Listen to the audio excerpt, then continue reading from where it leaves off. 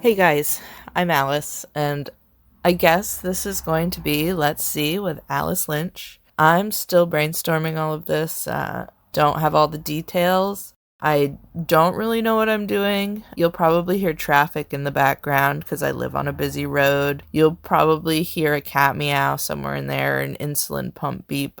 I don't really know what I'm doing or how it's going to play out or what my full plan is yet. Maybe this will just be one episode. Maybe it'll be 300. What the fuck do I know? Ultimately, I want it to be about offering my views and my perspectives and some of my beliefs to others for you guys to chew on and think about if you want to. I do know that I wouldn't want it to always be super serious topics.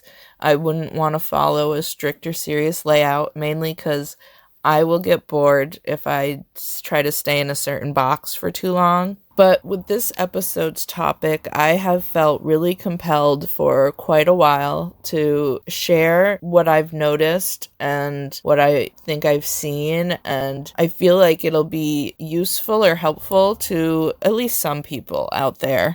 If I'm honest with you, I never intended on sharing even one episode before I had the chance to make all the decisions and to get a couple of episodes done and practice and get used to it, at least a little bit. I originally had other projects I wanted to finish too, like a whole book that's like half done. The podcast was just like a vague idea on the back burner of like maybe something fun to do after I do my serious stuff. But things have played out the way they've played out for me, and I've decided I can't keep ignoring it because it just won't leave me alone. I feel guilty sometimes if I'm not working on it. So I feel like this is really going to be one of the easier ways to get everything out there. And I really thought it would be easier for me than it's turned out to be. But I've been really struggling to come to some kind of agreement with my bleeding retinas on how long it's going to take me to learn new stuff and to read. And it's been a fight the last few years. But it is what it is. We'll be figuring it out as we go along, I guess. Hopefully I'll get more comfortable with this as it goes along, too. But most importantly, right now, it's, like I said, just getting my ideas out there. I would like to preface, I'm not like a real professional in anything, okay? I didn't finish college. I don't have degrees. But I'm really only a professional in my own life, and my knowledge is limited. So, I mean, as a kid, I was always very, very interested in things like true crime and mysteries and religions and philosophies, psychology and human behavior. I love to know why people do the things that they do. And of course, with that sort of a Venn diagram of interests, cults really hit a lot of those. So, I've watched a lot of true crime. I've learned a lot about cults. And I mean, I've had quite a long time in quarantine now to indulge in all of those interests. There's been a lot of really amazing shows that have taught me a lot. Like, I'd just like to mention Leah Remini's Scientology in the Aftermath, and the Nexium documentaries that came out recently have been very, very informative and interesting and harrowing and touching. But it's really given me so much good information. Those ones especially did a really, really good job of explaining how these things happen to people, to all sorts of people, and what's going on inside of the cults and the machine and the mechanisms that keeps them running. And especially with info from Steve Hassan, who is on these shows, it became very clear that there's certain tactics these high control groups use pretty much across the board.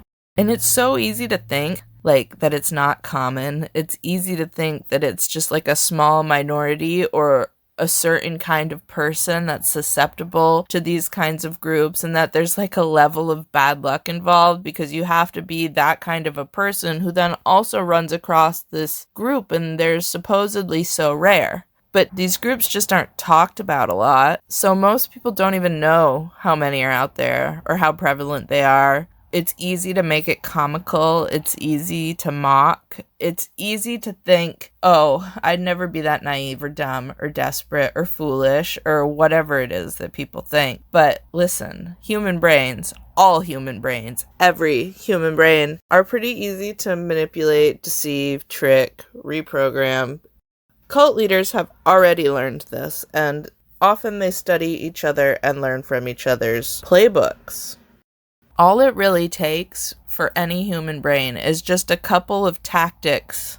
It's so much more common and obvious in the last few years. Like, we were all very susceptible, and it doesn't take much, really, to make the conditions that put a brain at a disadvantage.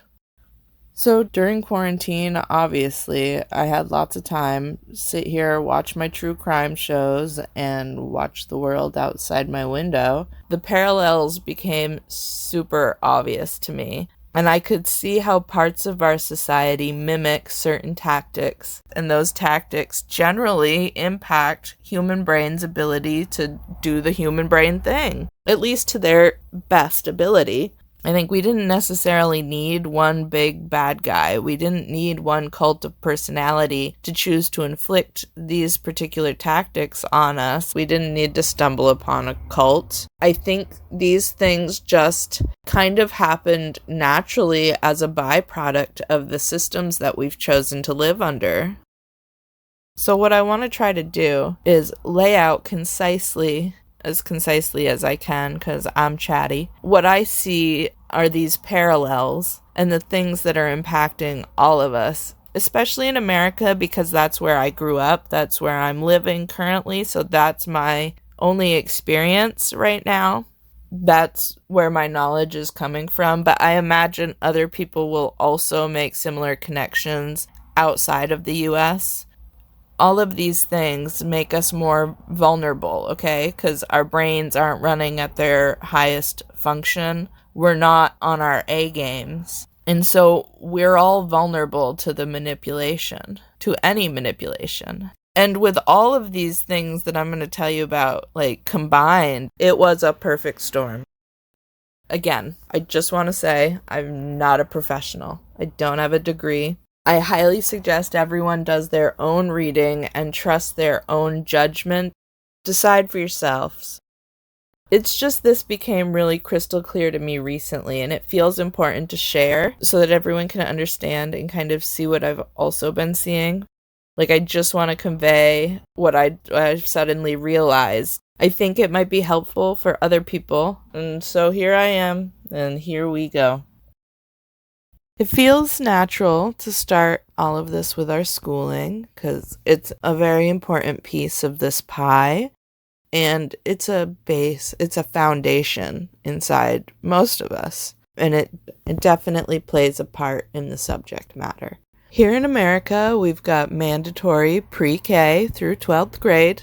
Truancy is an actual crime people get fined and go to jail for, so you've got to go to school unless you do homeschool, but that's honestly its own can of worms in this sort of a conversation. So we have to go to school like it's a job, 5 days a week, from like 7:30 to 3:30, sometimes later, sometimes earlier. Most kids are getting up much earlier than that to get ready and to catch a bus or to eat breakfast or whatever.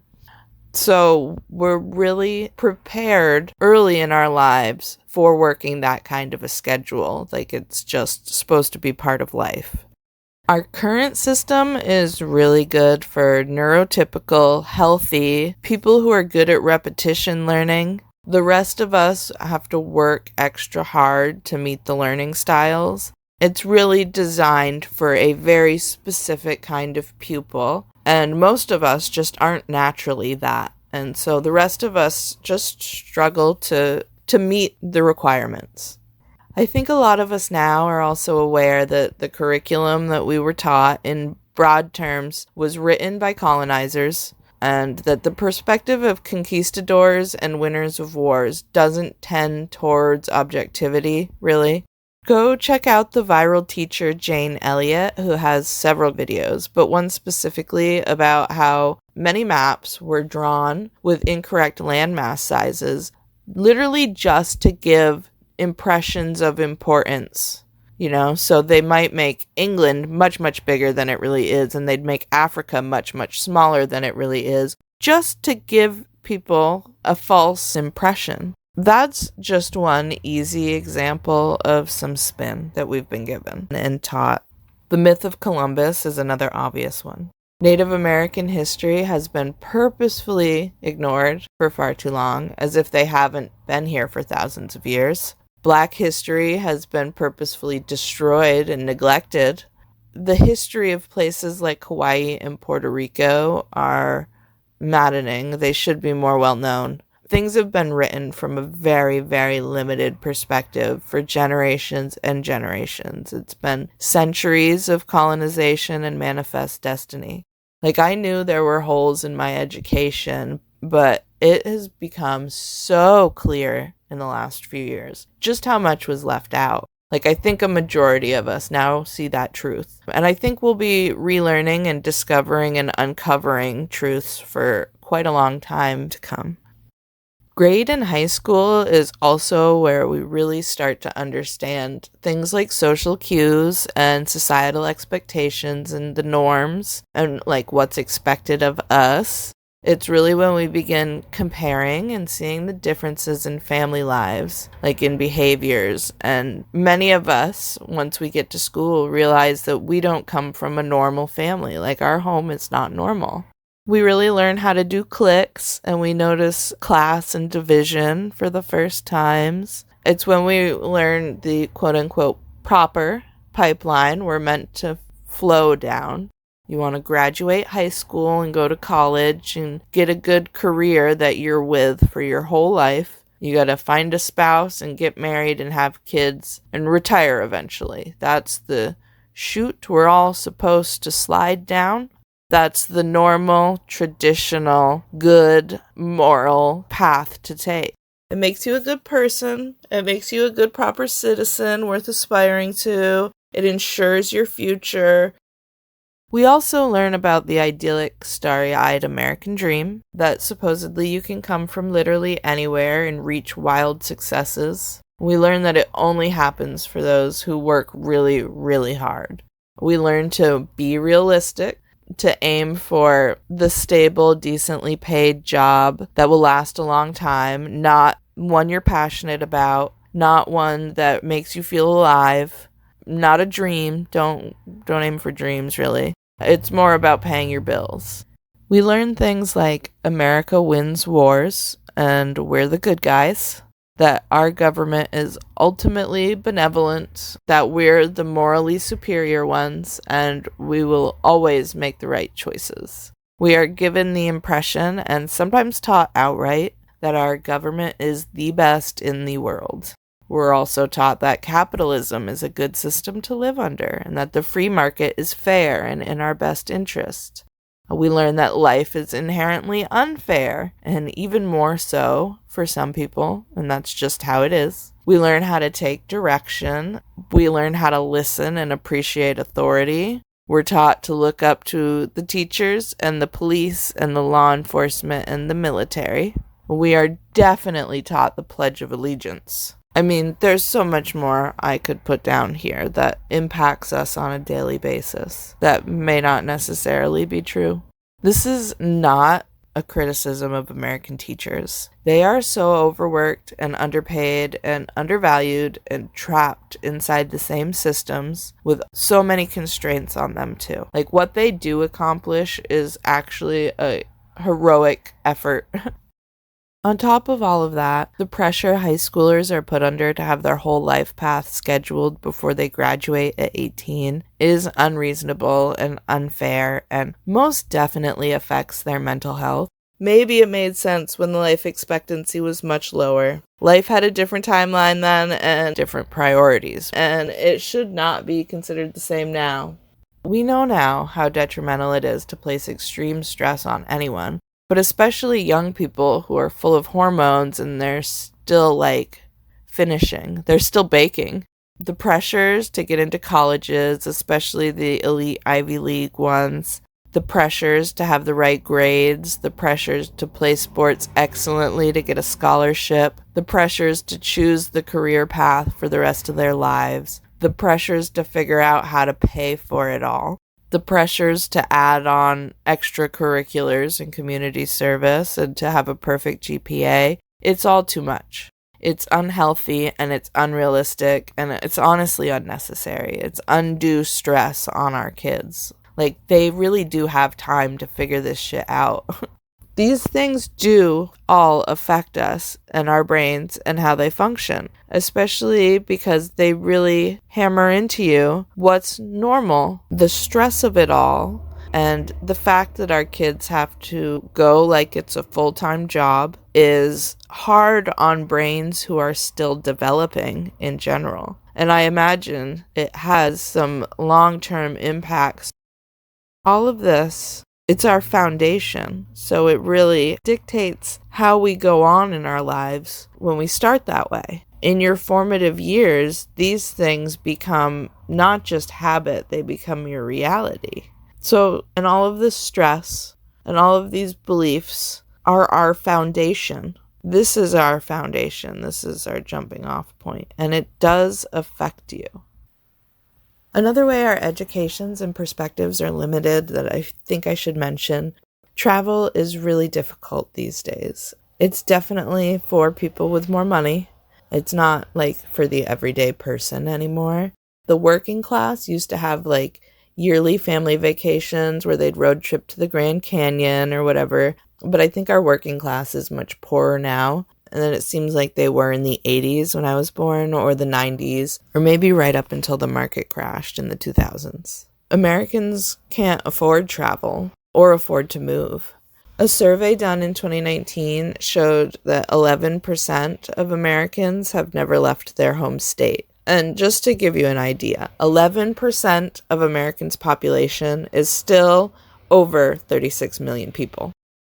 13% of Americans have never been on an airplane. And it's not because people don't want to travel. It's mostly because it's just far too expensive now. And our money is going into the necessities like our outrageous rent prices and our unreasonable grocery prices. Gas and fuel prices are super high. Plane tickets are expensive. Hotel rooms. But the thing is, travel is a key to expanding our minds and learning and understanding other cultures and becoming more accepting and tolerant.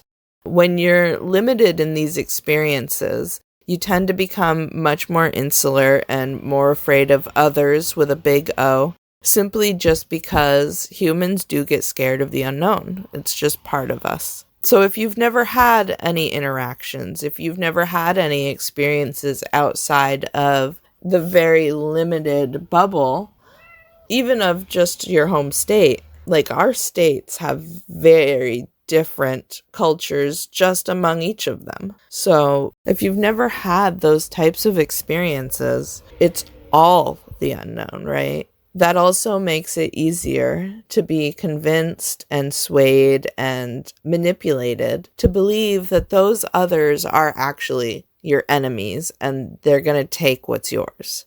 That sort of a social isolation, that's a key component that's used in mind manipulation that many high control groups utilize.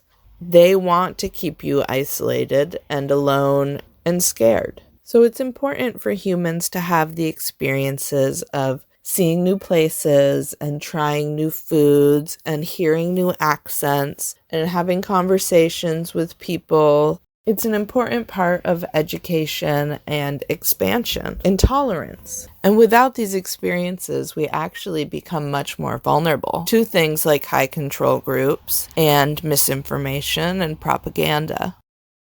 Another thing we've got to talk about is our work culture and habits and expectations, because that definitely starts in school with the 5 days a week, 8 hours a day, pretty much from child to the jump from 5 years old. It gets you used to the factory cubicle worker life. It gets much worse in college But especially without that particular schooling and without the diplomas and stuff, it's not easy to obtain a job that actually pays enough to cover our current bills for 40 hours a week. And even though there's actually mounting evidence that shorter work weeks wind up with better productivity because workers experience less stress and less physical and mental illness, less absenteeism, less turnover, and less early retirement, still, many, many, many Americans work far more than 40 hours a week. It is pretty normal to work 60 to 80 hours or more a week to meet bills and survive.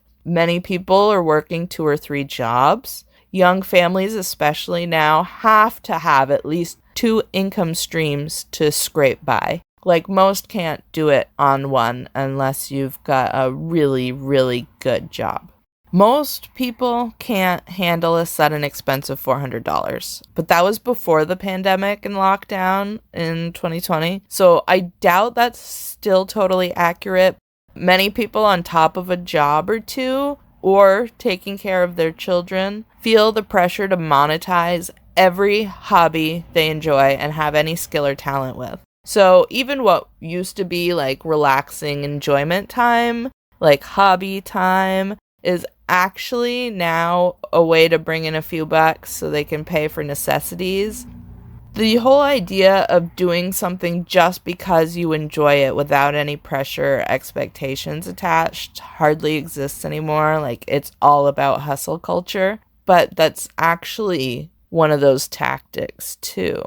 We're taught that workaholics are not just okay, it's not just acceptable, but it's kind of what we're all taught we should be striving for.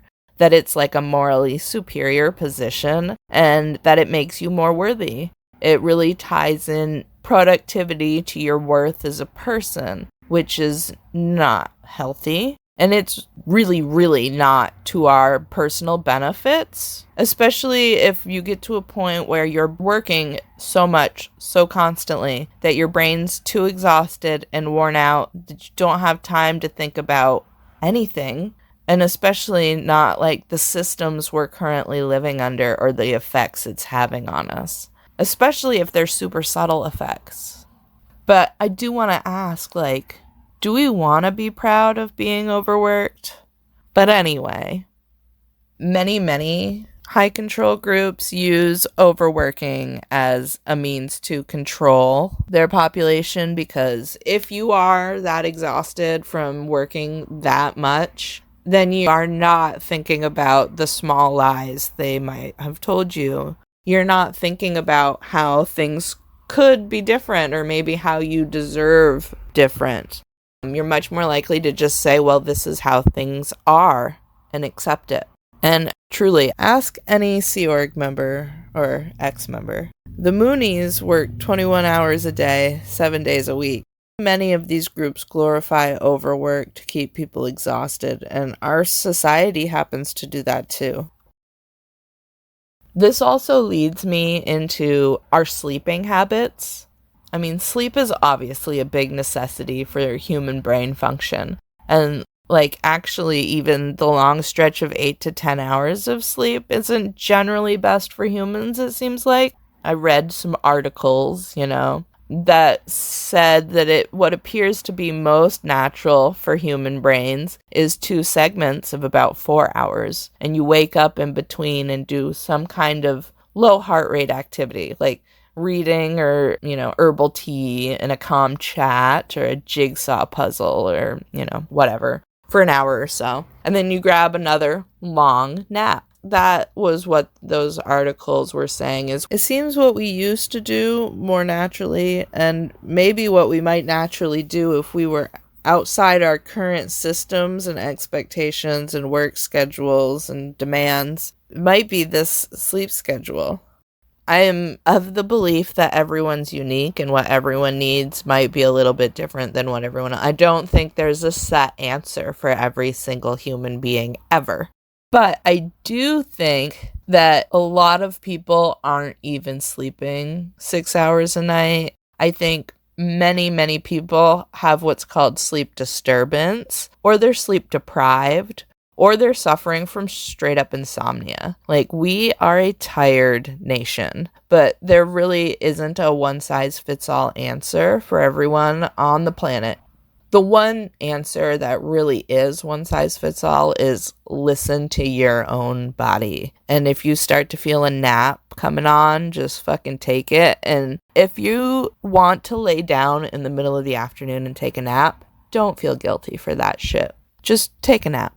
There is sort of also this idea that if you are under extreme stress or you're very tired, and you work really hard and pull something off that seems unexpected for the amount of sleep you've had or the amount of time you've had, it doesn't necessarily make it more impressive than if you had done it on the correct amount of sleep with the lack of stress. There's like a train of thought, I don't know when it was given to us all. Maybe it was in school or something. Maybe it was that culture that made us think that the rewards for doing it that way somehow make it more special than if you were to get it without all the stress involved. But I think that's just tricking us into working ourselves to death. Now, this is actually one of the hallmark tactics used by high control groups. Controlling sleep. Like, if you're tired, you are easily maneuvered and manipulated, and you have a harder time controlling yourself in general.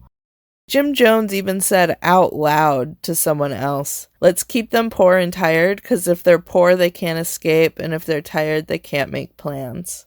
And especially once they were in Guyana, he made them farm and build and work from like 8 to 6, at least 6 days, and then they'd have to be in meetings till 2 a.m. In the Aum Shinrikyo group, they slept a few hours at night and would be woken up to hang flyers randomly.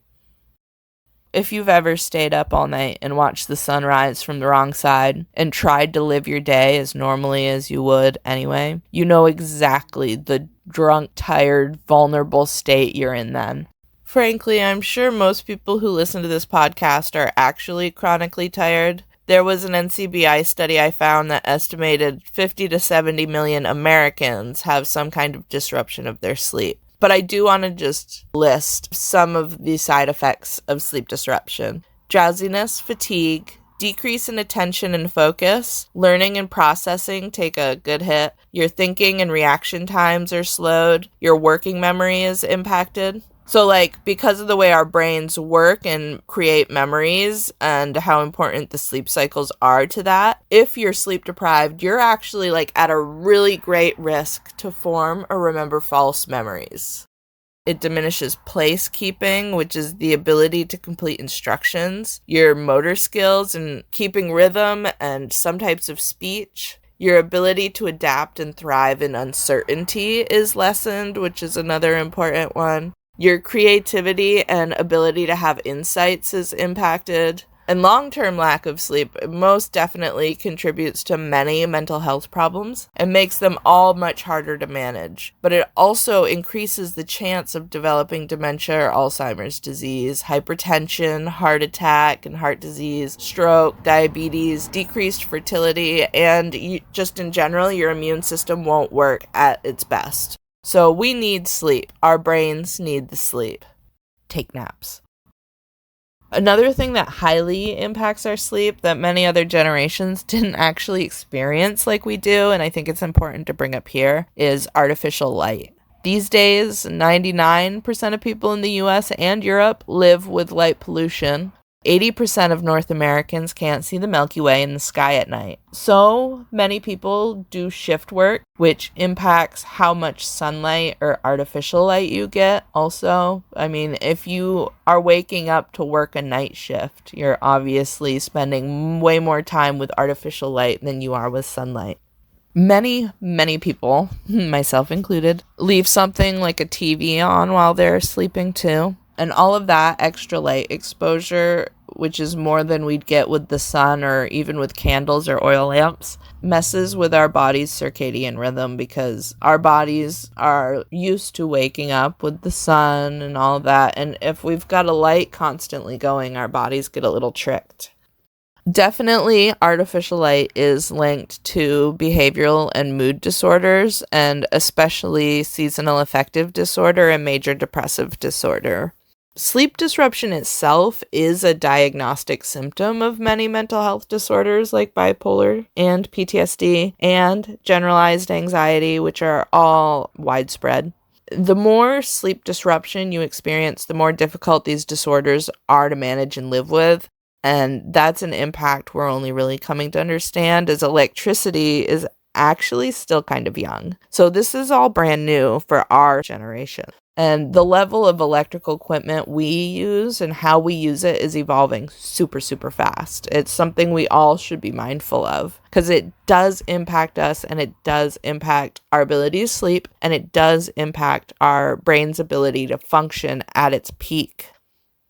Since we're on the topic of electricity, I'm sure some of you have watched the ghost hunting shows like I have, and I'm sure you've heard of EMFs, which are electromagnetic fields. They're a natural thing, but since we have electricity now, it's also a man-made thing. Things like microwaves, computers, Wi-Fi routers, cell phones, house energy meters, power lines can put off noticeable EMFs. It's basically just low-level energy, and being around it consistently can have some effects, like, let me list them off for you. Nausea, loss of appetite, weight loss, dizziness, fatigue, rash or inflammation, headaches, muscle aches, joint pains, tinnitus, sleep disturbances, insomnia, restlessness, anxiety, irritability, mood changes, paranoia, depression, and depressive symptoms, loss of concentration, memory changes, itching or tingling sensations, burning or numb sensations. You might even feel a little haunted.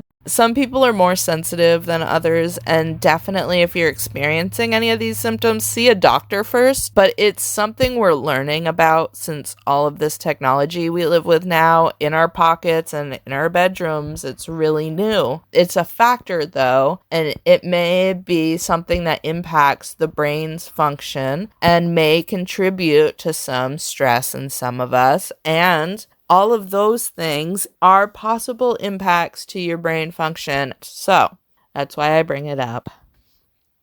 Another big factor, poor nutrition and food control, is another common tactic used because, of course, hunger makes you vulnerable in a wide variety of ways. Like, hangry is a meme, so everyone gets it a little bit at least, but true malnutrition or lack of particular nutrients, all of these things can highly affect you both physically and mentally and emotionally. Like, there's so many angles to touch on in this regard, but I think I'm going to try to make a conscious effort not to go too deep into any particular area of the food arena. I could probably do whole episodes on how fucked up our food industry is and like the fads. But I'm going to try not to digress too far from my path on this one. I think we all can agree that American nutrition is fucking whack. In general, it's like high sodium, high fat, high sugar, large portions, heavily fried, lots of white starches, to-go, fast food, processed. We have a desperate need for convenience because so much of our time is funneled into work and often having to make the cheapest possible choices that are available to us instead of the healthiest. It all factors in. We usually wind up eating more takeout or fast food or packaged, boxed, frozen, prepared foods that are super high in sodium for preservation, super high in white starches because they're cheap. These are ingredients that are unhealthier for the consumer, but cheaper and more profitable for the companies to be using. But we have pretty loose regulations here for food quality. And more importantly, for the way companies have to label their food. They're not necessarily required to tell the actual bald-faced truth about the products that they're selling us. And they leave it up to us to have to figure it out. But to do that for every single product you purchase your whole life is impossible for the most part. And most Americans just don't have the time to be bothering with that. So there's also like some problems I've seen. Now, I'm speaking as a type 1 diabetic myself since I was 6. There's problems that I've seen with diet culture, especially since like weight loss makeover shows and fitness culture became super popular. It all comes from our Western beauty ideal standards, and disordered eating is a serious problem. The shame placed upon people is a serious problem. The fad diets can have all sorts of effects and will impact your brain's function. And that's the people who can afford to buy food and don't live in a food desert, which is anyone that lives 10 miles or more from a grocery store. So that's a lot of people in America. According to a USDA report in 2019, at least 35 million Americans experienced hunger.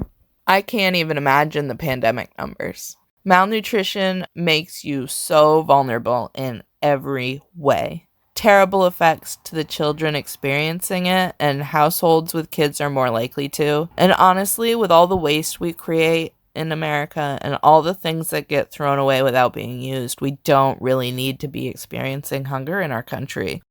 The effects of malnutrition or hunger on a human and their brain is why many high control groups control food or limit it or require you to follow a strange or unusually lacking regimen. Extended fasting is also pretty common. Nexium had diets, likely because of Rainier's personal tastes, but also it's easier to control people when they're starving. You're much more malleable. Ultimately, the general American diet and the products on the shelves are not meant to help our brains function at their best, and in some cases can negatively impact our cognitive, emotional, and physical health, and that puts us in a vulnerable state. Another really obvious problem that affects you physically and mentally, but most definitely impacts your brain function, is drug and alcohol addiction. This is a serious problem here in the US. Family and friends are also often emotionally, financially, and physically impacted by the addictions of one person. We've gone through the crack epidemic, we're in the opioid epidemic, cocaine, speed, meth, fentanyl, but alcohol is the one we really normalize. Like, we really consider that like a rite of passage as you become an adult. It's considered an everyday part of everyday life. It's meant to be part of your celebrations. It's meant to be drank when you're miserable and down. It's the most normalized addiction in America, and those all very obviously affect your brain's function and your ability to make objective decisions that you really feel are true because you are deep in the stress of it. Addiction changes everything, and it makes it absolutely impossible to run your brain. And it definitely is a huge impact on Americans and part of why we're all so vulnerable. But one statistic that I do want to leave this subject with, for anyone that's struggling or anyone with a family member like me, is that there are 21 million Americans, in 2017 anyway, that had at least one addiction. But that same year too, there's also 22 million Americans who have resolved or recovered from an addiction. And now, the 2020 numbers, it seems 22 million Americans are currently struggling with an active addiction, but still, 23 million have recovered. So there was 1 million more people out there who had recovered from at least one addiction, just living out there. So I just want you to know there's actually more people out there who have done it. The CDC and the National Institute on Drug Abuse report that 3 out of every 4 addicts recover. That's 75% that we don't talk about enough.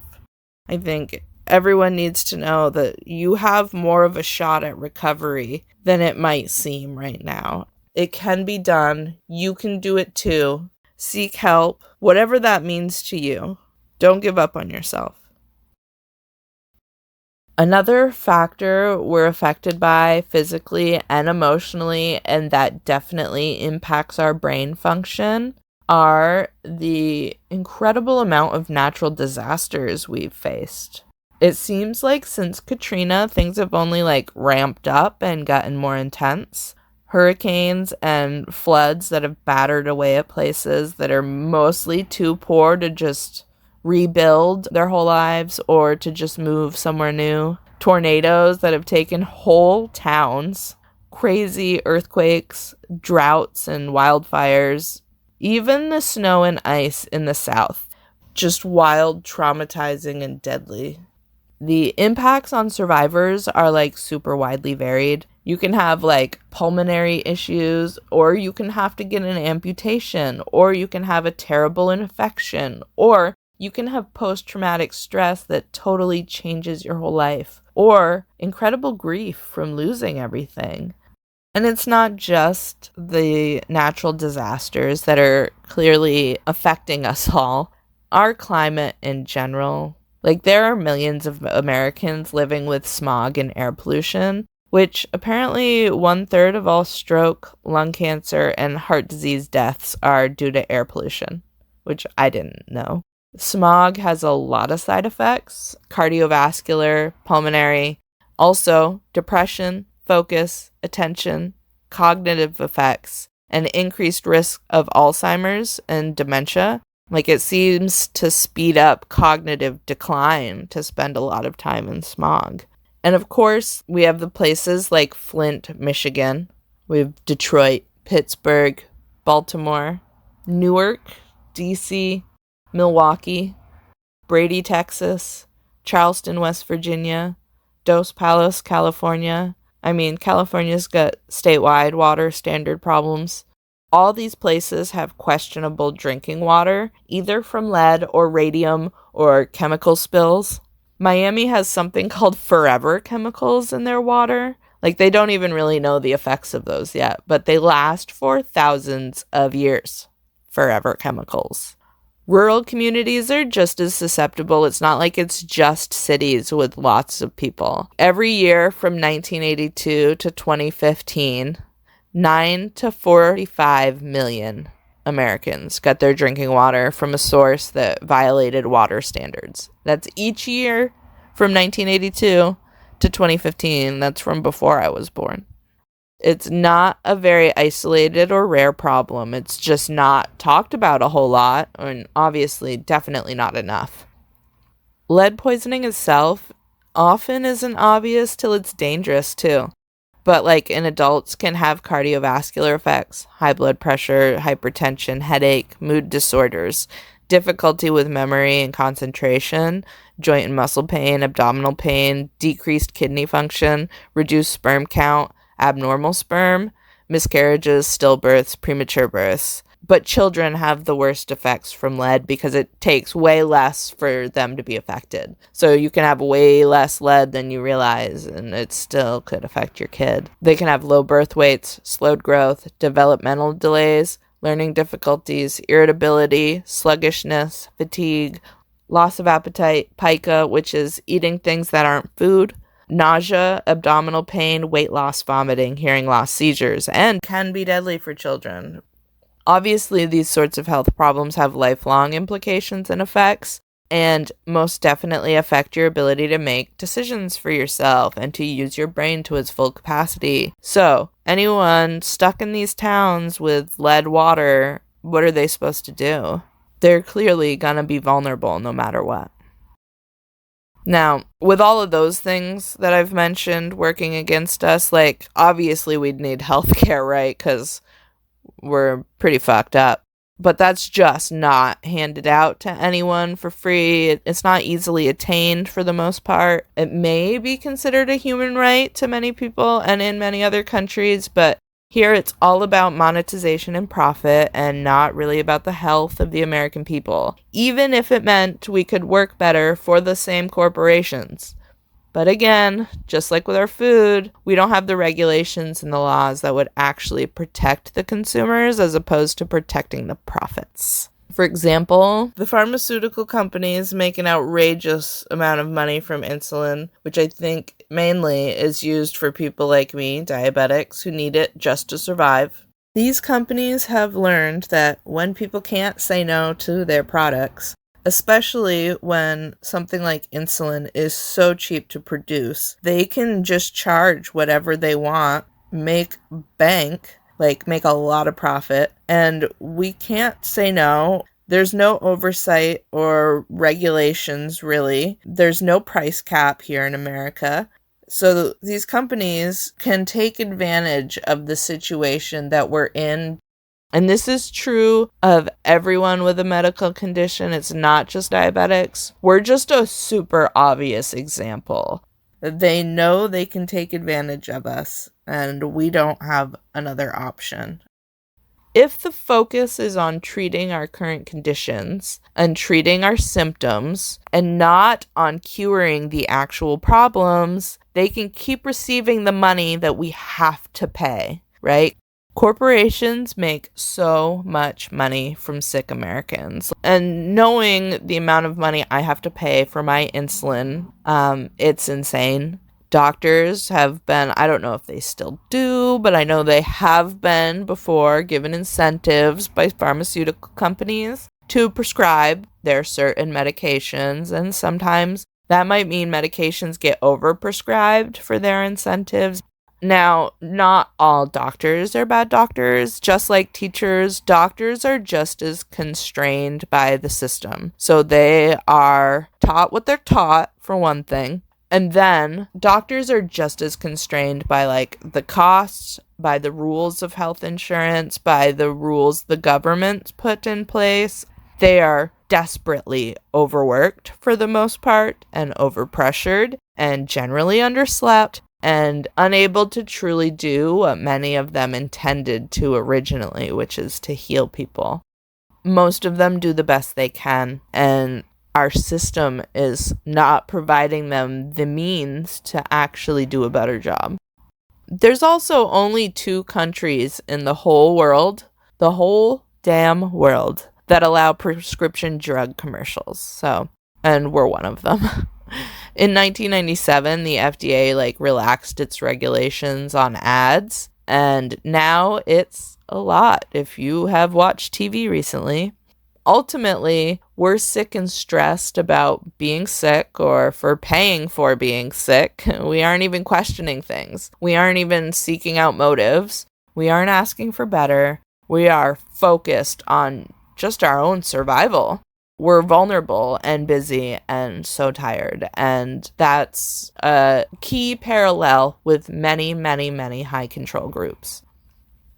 Now, another thing I do want to talk about is poverty, because if you've ever been in poverty, you'll know why I'm bringing that up. We do have transitory poverty, rural poverty, chronic, persistent, generational poverty, especially in the last decade, and even more so post-COVID. It's more and more impossible to crawl out of poverty. It's getting worse and worse since the crash in 2009. Too many people live this way. Too many households experience hunger. Too many have lived in their cars or rationed medications or been unable to pay all of their bills, drowning in unfair debts.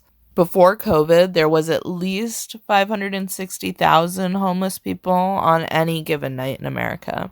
You know the statistic, 40% of Americans couldn't handle a sudden $400 emergency expense. They said that a lot, and that was before the pandemic. 10 to 20 million people on unemployment, at least. All people on disability are pretty much in poverty anyway. They're bound by the rules that keep them in poverty, because you're not allowed to have a certain amount in your bank accounts, and you can't get married, and the rules on disability are something else. Now, after COVID, I think it'll take time to understand the true breadth and depth of what's happened the last 2 years. The unemployment, the evictions, the long lines to food banks. It's been an incredibly hard time on so many people. The stress of poverty, the stress of living paycheck to paycheck, of barely or not at all making ends meet, the stress of debts hanging over your shoulders, the stress of hunger, especially if you have children, the lack of security, home instability. It's overwhelming and exhausting and scary and nerve-wracking, and it takes a toll every minute of every day that you're living that way because you can't escape it. Some stress, a little, is normal. Like, we're supposed to feel and work through like moments of stress. That's a healthy thing. But chronic stress, being in a nearly or constant state of hypervigilance or heightened awareness or anxiety, it affects your emotions, your behaviors, your thinking ability, and your physical health. It makes you very, very vulnerable. And lots of things can make this happen too. It's not just like poverty. It can be high pressure jobs or like challenging or abusive relationships, school, health problems, post-traumatic stress, living under inherent racism. A lot of things can cause chronic stress, and it really truly does affect you in every single way. In the day-to-day of chronic stress, that can mean digestive problems, changes in appetite, fatigue, headaches, migraines, disrupted sleep, which we already discussed, frequent infections or illnesses, chest pains, irritability that can be really severe, difficulty or inability to concentrate, rapid disorganized thoughts, feeling helpless, perceived loss or lack of control, a low or a total loss of your libido, low self-esteem, nervousness, and or anxiety, depression, and it definitely contributes to symptoms of mood disorders you may already have. So in the long run, if you're experiencing this for a long stretch of time, it can contribute to the development of heart disease, high blood pressure, diabetes, arthritis, weakened immune system, sexual dysfunctions, gastrointestinal disorders, skin irritation and acne, respiratory infections, asthma, autoimmune diseases, insomnia, burnout, depression, anxiety disorders, PTSD. Another thing I feel compelled to mention here is that repression will eventually lead to chronic tension and stress too. So the more you're holding back, even if it's just on your own feelings, your own truth, your own authentic self, the more you're trying to cover that up or be someone else or play a role, the more you ignore your inner world and try to do what isn't natural to you, you'll probably also be struggling with some kind of chronic tension or stress that will affect your brain. It's kind of part of the reason high control groups like to overwork its people. The stress of it and the constant pressure leaves you weakened to their manipulations. So please keep that in mind. On top of all that, anyone who's already experienced trauma from like a traumatic brain injury or CTE or domestic abuse or emotional mental abuse, anyone who's experienced any kind of previous trauma is already more vulnerable or susceptible to these tactics and to further trauma and control. Especially if you have already been in a high control group, you are more susceptible to further high control groups and or brain programming. Another thing I think is definitely important to mention as far as things that affect Americans and their brains and their ability to use their critical thinking is that we all definitely grew up with families that were somehow affected by previous wars. Whether that was World War I or II or Vietnam or what have you. But especially for us in this time period, 9/11 rocked us. That was a mass trauma. And a month later, we went to war, and we were at it ever since until recently. It stressed and strained and hurt and changed a lot of us in many different ways. But for all those wars in other countries, we have a big issue here at home that causes incredible trauma, which is domestic terror. We're a mass shooting nation. There's one every day, pretty much. So many are deeply traumatized. Their entire lives will be altered forever after the experience, and no place is really safe from gun violence or bombs these days. It happens in our clubs and our bars. It happens in our movie theaters. It happens at our music festivals and concerts. It happens at our grocery stores and our Home Depots. Happens at our restaurants. It's any age of school. It's fast food joints. It's synagogues and mosques and churches. Anywhere it could happen here in America. In 2020 alone, almost 20,000 people were killed by a gun. And over 24,000 people committed suicide with a gun in 2020. There were 610 mass shootings in 2020. 574 murder-suicide events. This year is not looking any better. There's so much trauma and grief to so many families who are left to just deal with it afterwards. That's so much PTSD. That's so much trauma. And that is a factor as well. It's a part of our American lives, and it impacts our brains. Another tactic that is very common is social isolation and sowing division. Telling you all the reasons why everyone else is the enemy, pushing you further and further away from groups or family members or anything that's different or outside their norm.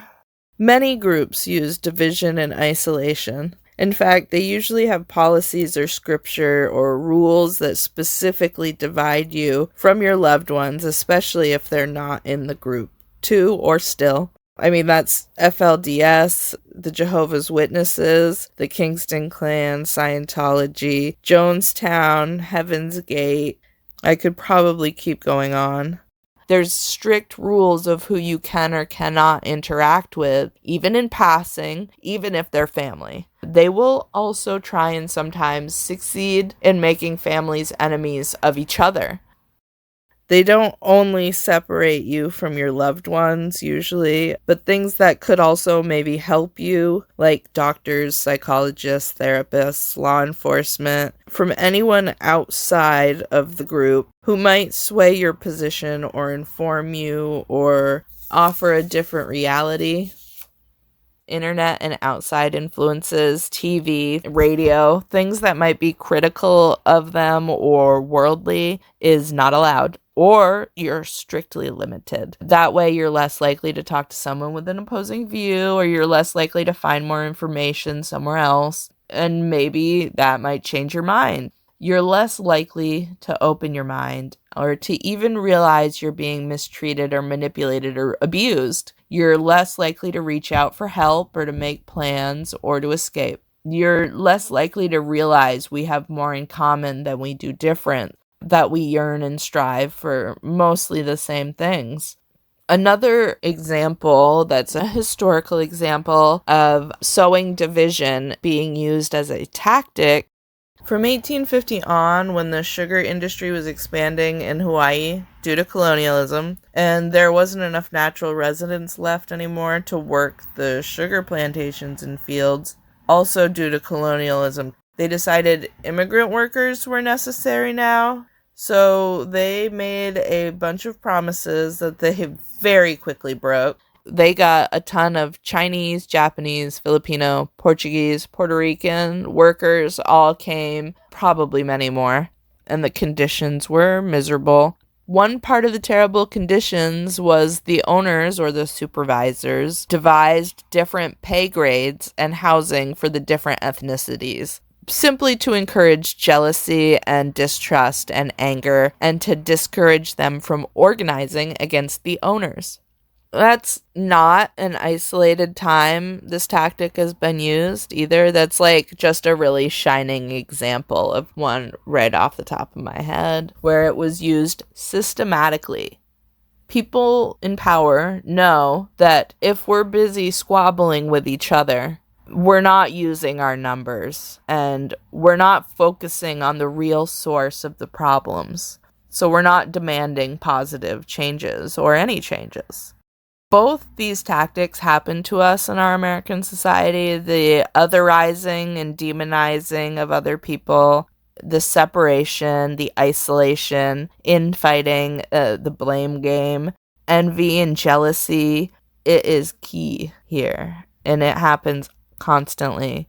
In our society, we're already divided by pay rates and by skin colors and by class and by religions and by genders and sexualities and by political views and by generational groupings and by borders and nationalities, by ability, by our education, by our own interests, by our sports teams or wrestling promotions or soda preferences.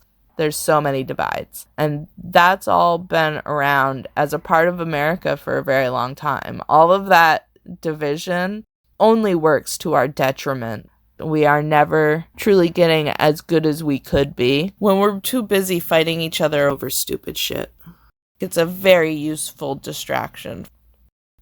And that leads me into our media, which is very influential and is a big problem. Americans consume a lot of media, whether TV or movies or social media or streaming sites and services or radio and podcasts or piracy. The average American sees 4,000 to 10,000 ads a day. That's insane, okay? We've got mostly bad, scary news running 24/7 to really depress you and freak you out. As it's become really obvious now, each news channel picks its own idea of truth to report on. The motives of each news channel and what they want you to be afraid of is different. Like, how would we even know what's legitimate when each official channel reports something slightly different or vastly different? It feeds into our uncertainty and fears and our division. In my opinion, if you dig deep into that, TV channels and newspapers and magazines are owned by very rich people with their own motives and goals and beliefs. They own or invest heavily in other industries, and they use propaganda and spin and news and ads to scare you in a certain direction, to keep us agreeing with how things are. So they keep making money the same way they do now. So we keep running in droves to buy whatever they tell us is available. I mean, that's my view on it. Journalists and newscasters are also perfectly positioned to encounter a lot of corruption and bribery and pressure and extortion and blackmail and threats.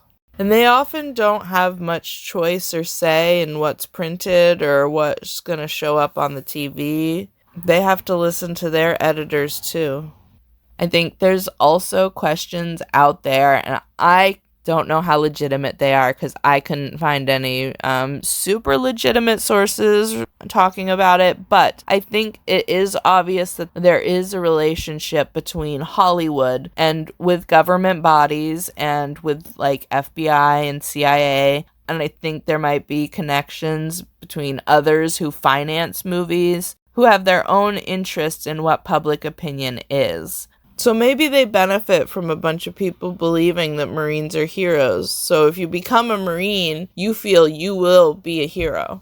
Or thinking that, cops are funny, wise Alec, roughneck, good guys who'll save you from explosions and villains and go drink a beer with the American flag. So our young people aspire to become one of these heroes. It benefits certain institutions if we have a positive view of them, if we see them as inherently good and heroic, and as a way to also become those things. I don't have much proof of that, like I said, but Hollywood movies do definitely influence what we think and we feel and how we view things. It has a definite impact. So I think there might be something to it, but I don't have proof. Talk radio's its own beast, too. There are many loyal talk radio listeners, probably many who have rolled over to podcasts too, and they're getting a mixed bag of truth, lies, correct and incorrect information, opinions, ideologies, misunderstandings, conspiracy theories, ads for both decent and snake oil products and pyramid schemes. Just a real grab bag piped right into their ears daily or weekly, however they so choose. You really gotta be considerate of the motives and beliefs of the show owners and runners and of even the ads behind what you're listening to.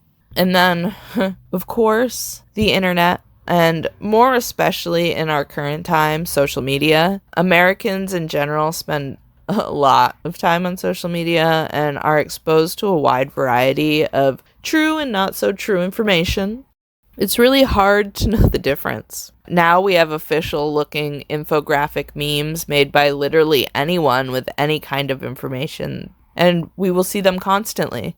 The person making the meme could be a nurse or a cop or a scientist, or it could be a KKK member, or it could be a con man or a troll or a bored teenager. It gets farther if you've got some money to boost your memes and your infographics and shit like that, but that's another discussion. Bot farms are also something that I wish more people knew about. Edit. A lot more people know about bots since the Depp versus Heard trial. They're not a uniquely American problem, of course. They're a whole farm of bot accounts, say on Twitter. They're used for different purposes. Like, someone might use a bot farm to post the same misinformation all at the same time. Quite often it's false and ludicrous, like the kind of stuff Scientology puts out trying to discredit its ex-members who have peaced out. Some people use bot farms for their ratings on their apps, for the App Store. Some use them to bulk out their follower numbers for sponsorship or to assist in improving public opinion, or at least the perceived public opinion, or to get something trending or to go viral. The political ones are fake accounts that will fight for your political agenda, whatever that is. They may not have been specifically created for this, but they wind up causing false impressions and anger and frustration and fear and fights and hopelessness. They spread misinformation and fuel the division among us. It's crazy what bot farms can do, and I think people just need to be aware that they're out there. I'm sure everyone on social media has interacted with a bot at some point, but especially during the political climate, they are and have been really effective, especially when a lot of people don't even realize they're not necessarily talking to a real person on the other end. Like, you're just talking to a computer-generated bullshit. So I think that it is important to notice and to take into account that quote-unquote person may not even be a real human. It may be a tool that's being used in order to give you a false impression. We're inundated every single day. So if you're already dealing with any of the things I'd mentioned before this, like all of the health problems or all of the stress, you're unlikely to have the time and energy or even the interest in seeking out who owns what and what their motives might be and what the actual truth is, or if that's even a real person that you're talking to on the internet or not, or if the report is really just turning a phrase well or a very convincing and very popular Facebook post. It's hard to know what the actual truth is, and when we're already so vulnerable and susceptible, honestly, at this point, you are just lucky if you haven't fallen for some sort of bullshit. Sometimes when I sit back and think about it, I think it just kind of has worked out as the natural result of the systems we are operating under, that we've been under for centuries. It seems to be just a natural result that it will affect our brains in ways that make it hard to function at our peak and hard to make decisions from a grounded, centered, well-informed, calm place. We experience the same things on a wide scale as high control groups with one singular controlling figurehead that, if you're just sleep deprived, that's enough really to be compromised. That's enough to be controlled if the right or wrong person or piece of information gets in there. But most of us are experiencing more than just one of these factors all at once. It usually means even if you can think critically, you're investing your energy into solving problems that, like, chronic poverty is always handing you. Or you're focused on your health, which takes all your emotional capacity. Or you're just busy raising your kids and working a job. You only have so much time and energy and brain power to delegate. And we all have our priorities. And when the stresses get real stressful, those are your priorities. It's not who owns what newspaper you're reading, right?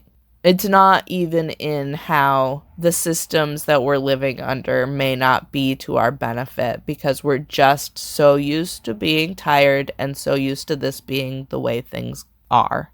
We've been put in more vulnerable positions by the things we're forced to endure as normal, quote unquote, as just how life is. We were already subtly primed and ripe for a whole lot of mind programming. And then you add on a pandemic, the likes of which America hasn't seen since 1918, 1920. All that stress, all that fear, the grief, the illness, it leaves our brains tired, in survival mode, and easily programmed with beliefs that could be true or not. Those beliefs can come from anywhere, at any time. From my perspective, it's really important now and in the future to examine these things and the effects it's had on all of us. This perfect storm has truly affected all of us. I think, man, I don't even know how we're going to deal with it all in the coming times, but hopefully people much smarter than me will be on it. The whole point, though, is, look, these are all parallels of tactics that high control groups and cults use to keep their parishioners in the exact same place, being subordinates, being subjugated, being theirs. We are living under the exact same patterns. So many of us are experiencing these things. We just don't necessarily have one big, bad, evil guy to point at. It's not so clear-cut and obvious and easy to understand. Even so, it doesn't change that we were all wide open, metaphorical sitting ducks for mental manipulation, thanks to how we've chosen to currently run things and what we allow. And it only took a certain domino of people and events to happen to utilize or capitalize on the situation. It was an easy situation to capitalize on. I just want to thank you for giving me your time and listening. This has felt really important for a while since I started writing this podcast episode. And just what I've seen in the last 2 years and what I continue to see. If you're interested, there's nothing I've mentioned that you can't Google and find much more information on it. I purposefully did not get too into the weeds of any particular topic, even though I have opinions, but that's not the point of it. The point of this is to say, this is why we were vulnerable. Of course we were. Of course we were. If you want or need more information on mental manipulation, please Google Stephen Hassan, Hassan, or go to his website at freedomofmind.com. Look up his BITE model, that's BITE. The more we all understand about mental manipulation and coercion, how it happens, how insidious it is, and the effects that it has, that it's not just a lack of schooling, the safer we are. The more likely we are to avoid oppression and abuse and trickery and cons in all its forms, not just in these obvious ones. Knowledge is power, as the cliche goes, but it's also safety and security. Like I've said before, I'm not exactly sure how this podcast is going to go from here on out. I'm not sure about the future episodes. I don't know how often I'll release. This one, my first one, was rough. And I don't know how it's going to go. I did definitely learn I can't sustain doing every single aspect of podcasting by myself with my current vision, and it's not really my passion anyway to be editing a lot of audio. I know that there are people out there who could help me with this. I also only have a vague idea of the other kinds of topics that I'll cover. I do want to let you know it's not always going to be this serious. It's not always going to be like a lecture. It's not always going to be about cults or crime. It's not always going to be about America. But this felt important for right now and felt like I couldn't wait until I thought I was perfect or ready. I think it just needed to happen, and I'll see how it goes from here. Hopefully we'll talk again soon. I'm going to have to think of a catchy sign off maybe. But anyway, good luck.